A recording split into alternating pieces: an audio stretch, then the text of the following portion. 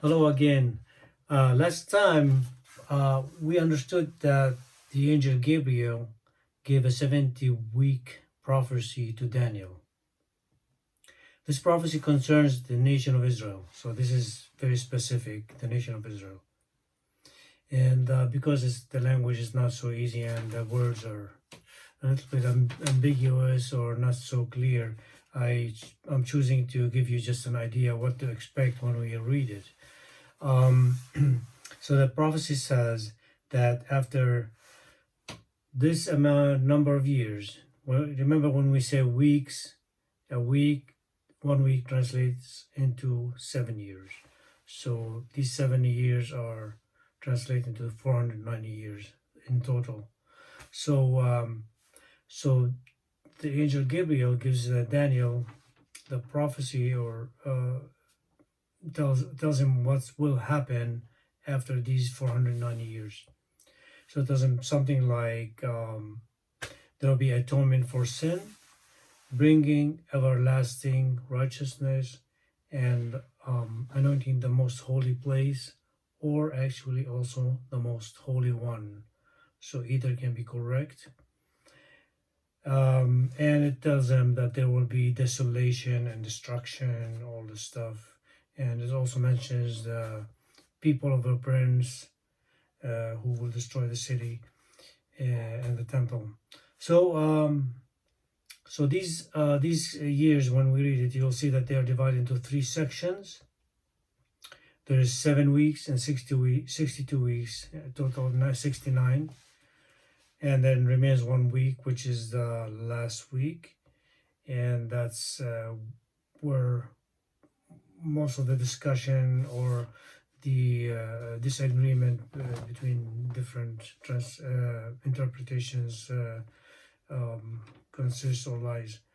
So just to give you my opinion right from the beginning before you get bored and just like you run out of time, I believe that those 70 weeks or 490 years are to be treated as one unit, not to separate them through like 2,000 years or more, so, and consider them as end time prophecy, but more like it's there that they have been fulfilled during and after the life of Christ and his resurrection.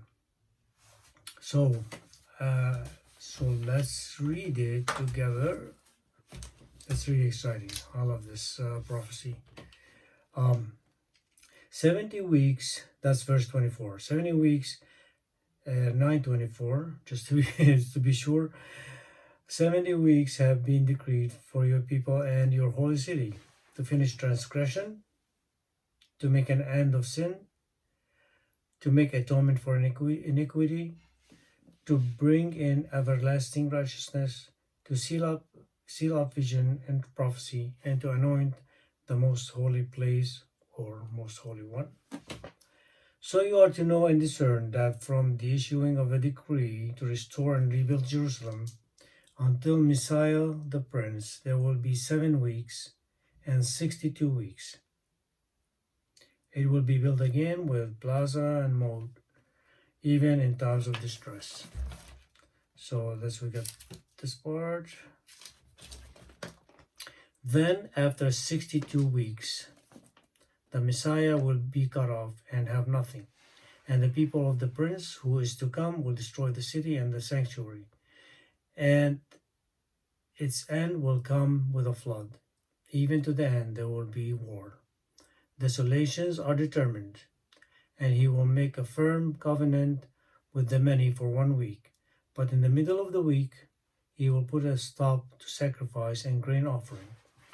And on the wing of abominations will come one who makes desolate, even until a complete destruction. One that is decreed is poured out on the one who makes desolate. So these are like the 4 verses. Is it 4 or 3? 4, I think. That details the prophecy of for Daniel. We're not going to get into detail now. We'll hopefully talk about it later. One thing to note is that the language of this prophecy talks about completion or fulfillment. We'll discuss that later. So yeah, again, so this the detailed prophecy is like it's a time prophecy, which we, as I said before, we can test when we go back to historical records, and we see when it started, when it ended, and we can determine that it really worked according to what the angels said. So I hate to leave you now. I know I'm excited to talk more about it, but we'll continue the discussion. Just keep in mind the fact that this is a prophecy for the nation of Israel, and it has timed. That means it is. I would say it's a culmination of God's work with the nation of Israel, and I believe it already took place up to like 70 AD, which is the destruction of Jerusalem and the temple. All right, okay. I'm gonna say goodbye for now, and talk to you later.